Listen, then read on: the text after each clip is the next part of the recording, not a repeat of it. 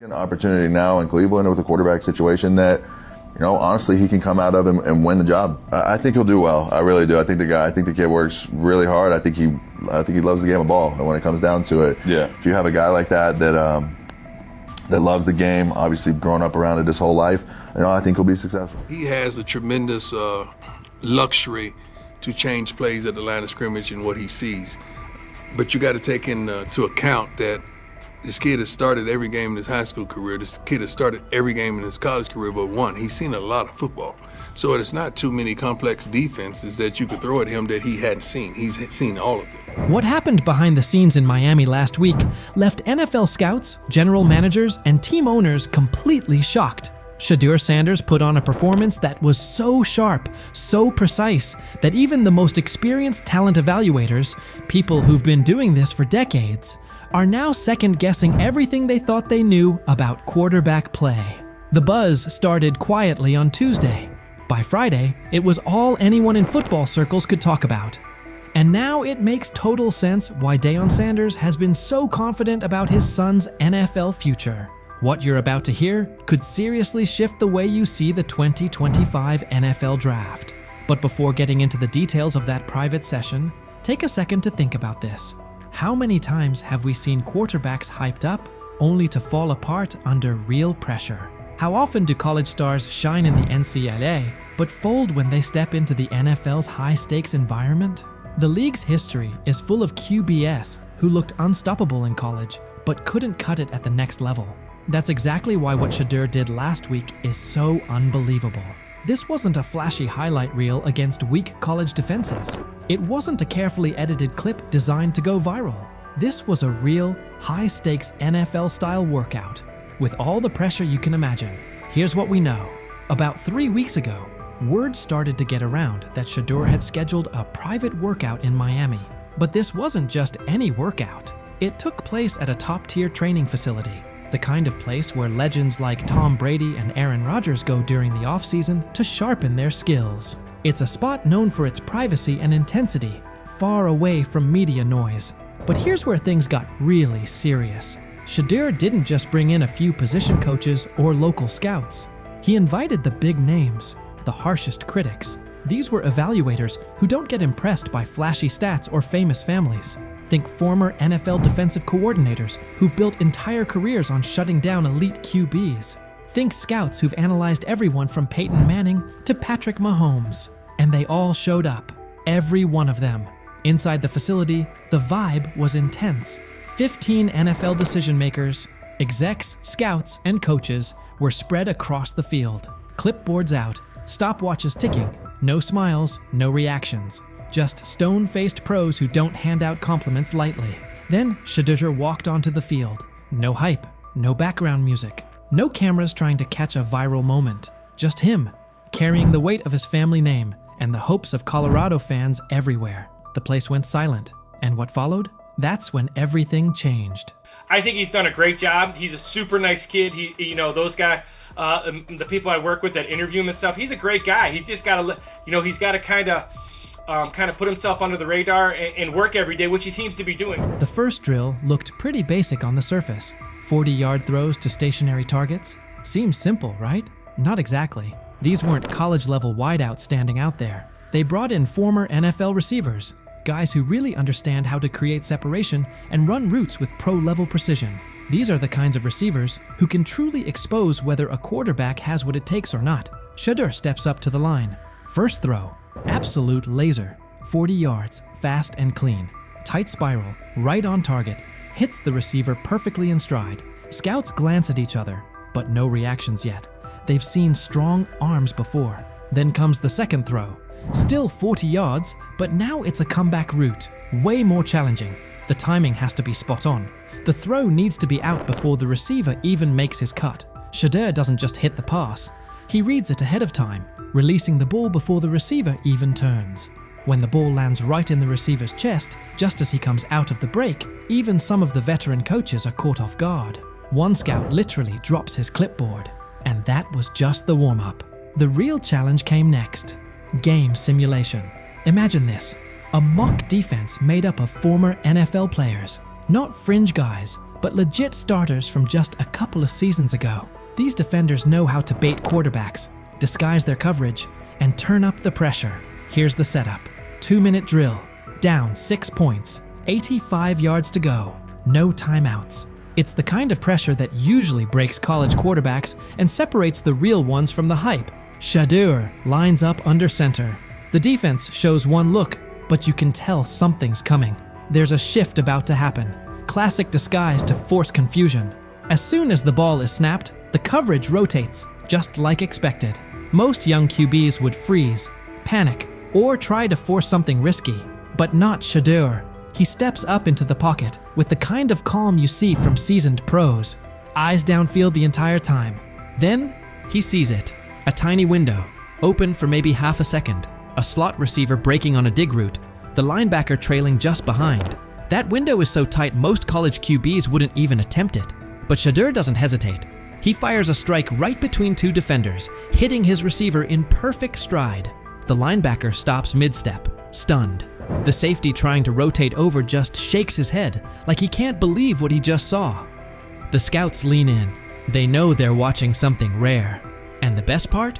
This was only the beginning. Incredibly accurate. Yes. He really understands not only offensive football, but he understands what you're doing as a defense, so he'll pick you apart that way. He processes quickly. Like, all those things to me are big-time attributes. And I just remember last year at this time, Bo Nix falling. People saying, hey, Bo Nix is going to be a second-rounder, and Bo Nix is not.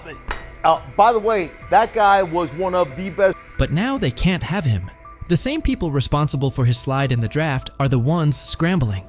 They called him cocky, arrogant, threw every label at him, hoping it would break him. But through it all, Shedeur stayed cool.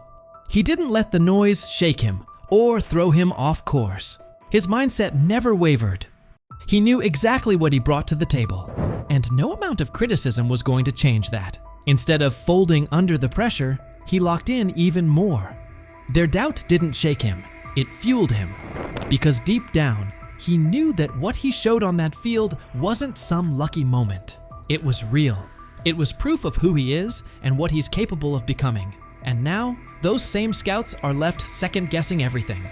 They thought they had him figured out, but what they saw last week flipped their entire evaluation on its head. At first, they saw attitude. They saw confidence and labeled it arrogance. They judged him before really watching him. But Shedeur didn't let it affect him. Instead, he showed exactly who he is when the lights are the brightest.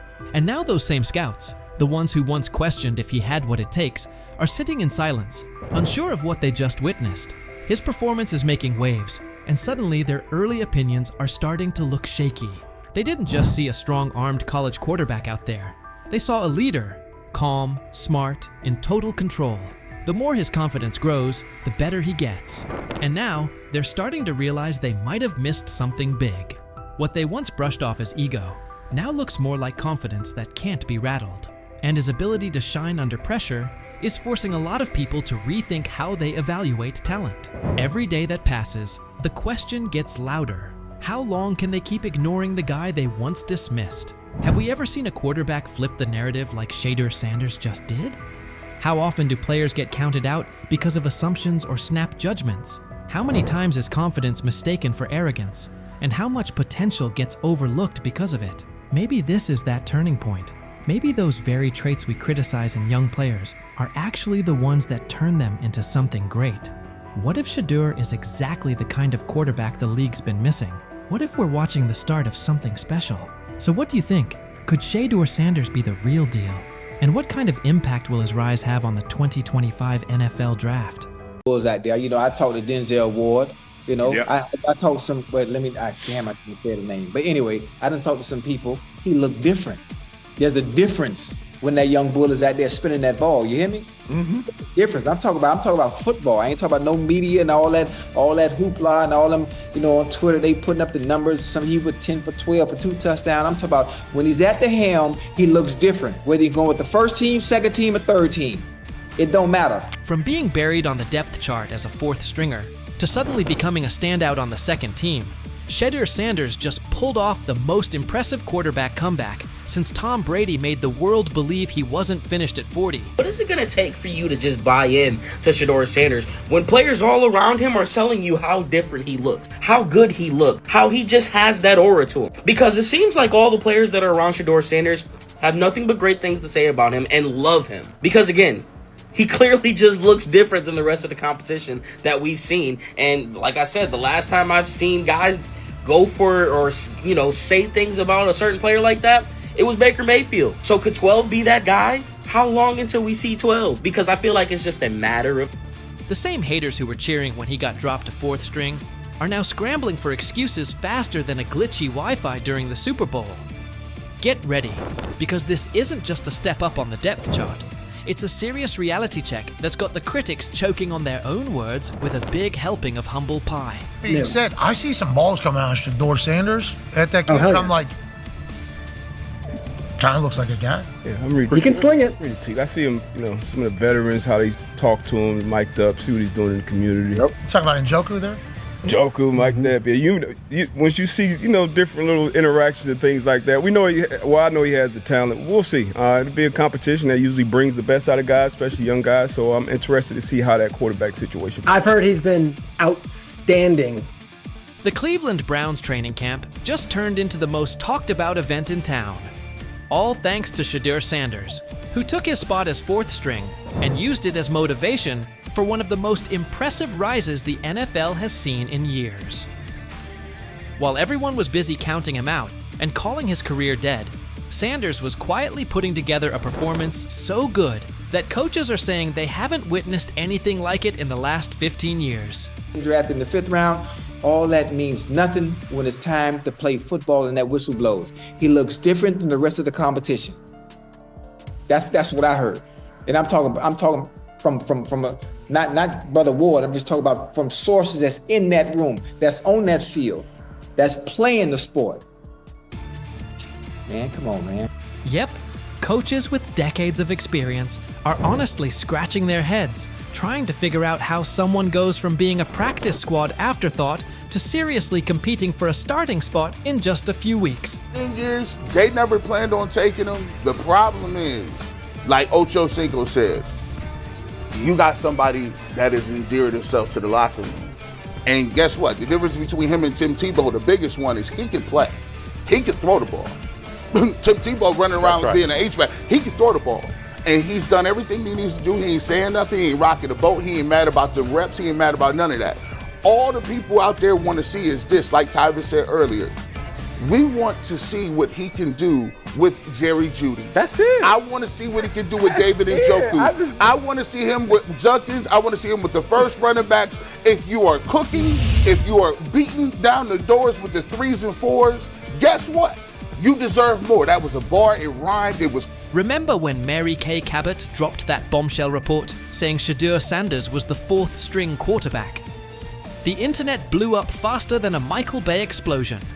Critics came out of nowhere, like ants at a picnic, rushing to call his NFL dreams dead on arrival. They claimed he was only shining against guys who'd either end up on practice squads or be out of the league by September. They pointed out he wasn't getting reps in 11-on-11 drills and said he needed to earn his way up the depth chart.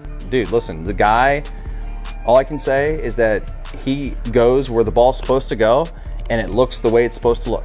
Mm-hmm. And when I hear that tells me it sounds like the Browns may have got a steal with Shedeur Sanders in the 5th round, because I think he'll have a chance. I'm not saying he's going to be the starting quarterback in September, like week 1 or 2 or whatever it may be early in the year, but I think he's got a chance to develop into something that hopefully would preclude them from having to draft a quarterback, first overall or top 5 next year. He said, I see some balls coming out of Shedeur Sanders at that game, and I'm like, kind of looks like a guy. Yeah, I'm ready. He can sling it. I see him, some of the veterans, how they talk to him, mic'd up, see what he's doing in the community. Yep. Talk about Njoku there? Njoku, Mike Napier. Once you see, different little interactions and things like that, I know he has the talent. We'll see. It'll be a competition that usually brings the best out of guys, especially young guys. So I'm interested to see how that quarterback situation. I've heard he's been outstanding. Funny how the tables have turned. Those same critics are now watching Sanders climb the depth chart like he's scaling Mount Everest with rocket boosters. The guy they wrote off is now the one they can't stop paying attention to. Every completion sends a message. Every perfect throw is a reminder that real talent doesn't stay hidden forever. And with every practice, he's showing that maybe, just maybe, the Browns stumbled upon their hidden gem. One thing for the fans to sit here and hype up Shedeur Sanders because we all know how we get about certain players that we like. But it's another thing when you hear it from players who are actually on the field, who are actually in the locker room, who are actually next to this guy every single day. Because I'm sure we've all seen the quote by now by Chad Johnson when they were on the nightcap, and he talked to some young bulls. He talked to Denzel Ward. He didn't want to give away his name, but he already did it. And he said that Denzel Ward says he looks different from the rest of the competition. We've already been seeing. When word got out that Shedeur Sanders officially moved up to second-team reps, passing Dillon Gabriel along the way, the shockwaves hit from Cleveland all the way to Canton. This wasn't just some small roster tweak, this was huge. One day he's throwing passes to practice squad guys, and the next he's running with the second team, putting real pressure on the starting quarterback spot. The promotion came after Sanders completely dominated minicamp, showing toughness, leadership, and total control on the field. His passes were right on target, hitting receivers in stride. His decision-making was sharp as a blade, and his grasp of the playbook had coaches nodding like proud parents at a school play. But this wasn't beginner's luck. It was steady, calculated execution that the coaching staff just couldn't ignore. And I don't know, there was never no one thought he was this like malcontent or like a bag. It wasn't. That was the word, That was kind of what was being said. That was kind of what was being said. No. The pre-draft process was so unorthodox that he didn't go through it all like everyone else did. And I think there's a lot that we can look back on this thing, especially if he becomes a star in this league and say, you could point fingers in a million ways. Not having a pure agent, not having the workouts that everyone else did, going to these teams, not necessarily being as willing to throw the ball when asked at the All-Star games, like that kind of stuff I think might have stung him and might have turned teams off. But when Stephen A. Smith starts singing your praises, that's when you know you've officially arrived. The ESPN personality, famous for his fiery takes and no-nonsense analysis, didn't just mention Sanders. He gave him the full Stephen A. treatment. He praised Sanders not only for his top-tier football skills, but also for the intangibles that separate the good from the great. This kid's mindset puts him ahead of the pack, Stephen said, with the confidence of someone who's seen enough football to spot greatness from a mile away. He pointed out Sanders' composure, mental toughness, and relentless drive to compete at the highest level. When Stephen A. says, "It's not just about throws and stats anymore," you better believe the whole football world is paying attention. This stuff wasn't made up. I covered the draft for ESPN. I'm sitting on the desk. It's Shefty, it's Mel, it's me, it's Lewis. I heard some of the same things that Deion Sanders is talking about. And S.A. and Cantor, you know this, we all have relationships. We all have people who tell us information, they help us prepare to do our job. I heard some of the same things. Some of these things weren't necessarily made up, at least I don't think, from the people that I trust who told me these things. And so I'm outraged, I'm sickened, and I'm saddened. By the way, Shedeur continues to be treated in the National Football League now by those sorry-ass Browns and sorry-ass Kevin Stefanski. I understand in a situation like that, when it comes to the 3s and 4s that you're playing with that aren't going to be on the squad and not going to make the team, give your quarterback a chance. Okay, you know what? You know they can't hold up that long? Let's play quick game. Let's play quick game just to get Shedeur in the goddamn rhythm. But no, you come out, calling regular offensive plays. When they're at practice, Shedeur Sanders is not their priority. When he is at practice, he was staying hours beforehand, leaving hours later. Shedeur Sanders wasn't just tossed into the game last night, he was dropped into a no-win setup. Nothing about it felt accidental. From his first snap, it looked like one player against the entire machine. The Cleveland Browns, led by head coach Kevin Stefanski, seemed intent on cooling the hype and slowing his momentum. Instead, the plan backfired. The performance and the circumstances around it have sparked a wave of scrutiny, with analysts and reporters now calling out Stefanski and the Browns front office for engineering a preseason situation that stacked the deck against Shedeur. I'm going to answer this question by saying Shedeur Sanders, and I'm going to tell you why. I think he's being set up to... Stephen A. Smith said from the outset that the entire preseason would be engineered to undermine Shedeur Sanders. He argued that even starting the first preseason game was part of a plan to make him stumble, fueling the idea that he's just a 5th-round pick, and validating the skeptics. Whether that blueprint existed before the games kicked off or not, it didn't stop there. Now, attention has turned to Kevin Stefanski and the Cleveland Browns for placing Shedeur in an unfamiliar system and circumstances that set him up to falter. Garrett Bush echoed that criticism, noting that regardless of how hard Shedeur worked before and after practices, he was never treated as a true priority in their plans. When they're at practice, Shedeur Sanders is not their priority.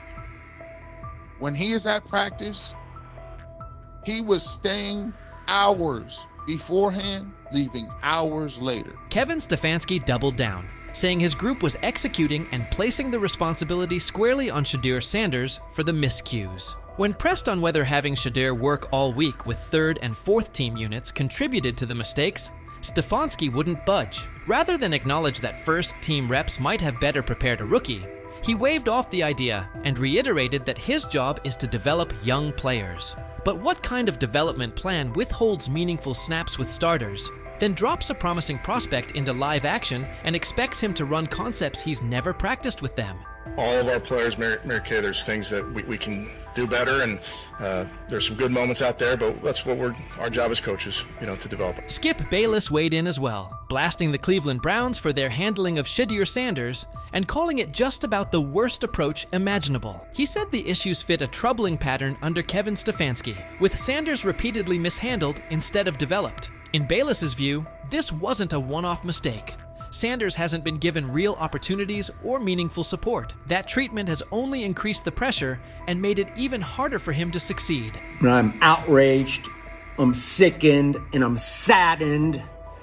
By the way, Shedeur continues to be treated in the National Football League. Chad Johnson added that by surrounding Shedeur Sanders with offensive players unlikely to make the roster, Kevin Stefanski effectively stacked the deck against him. He argued that even a quarterback of Tom Brady's caliber would have struggled in that setup. Analysts have echoed the point, putting the blame on the coaching staff for failing to give Shedeur a fair platform to succeed. Ochocinco also warned that critics would soon brand Shedeur a failure and dismiss him as a 5th-string option, while ignoring the core problem, who engineered the situation in the first place. Despite the noise, he framed the backlash as part of a broader effort to drag Shedeur down, noting that some people seem more intent on tearing him apart than acknowledging the circumstances that shaped his performance. You just beat the guy. And that's okay. You get paid, he gets paid. Sometimes Ocho just gonna win because Ocho was just the better player. Sometimes the defensive back is gonna win.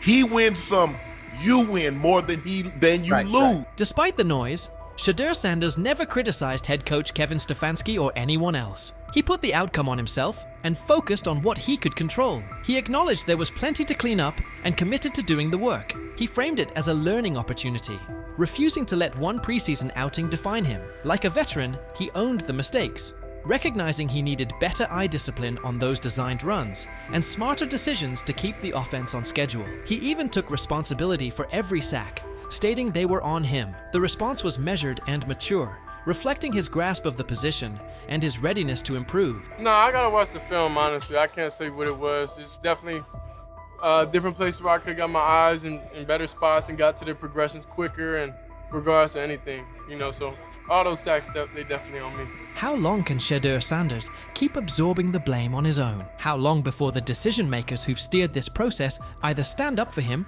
or at least grant him a fair look? More and more voices around the league see this as deliberate. Shedeur cleared the first gauntlet, but he's still tangled in the same net. That's the core problem. Not one preseason outing, but an apparatus that keeps tilting the field. The treatment of Shedeur Sanders forces hard questions about fairness, opportunity, and bias in the NFL. Despite the obstacles placed in front of him, he's responded with poise, owning his performance.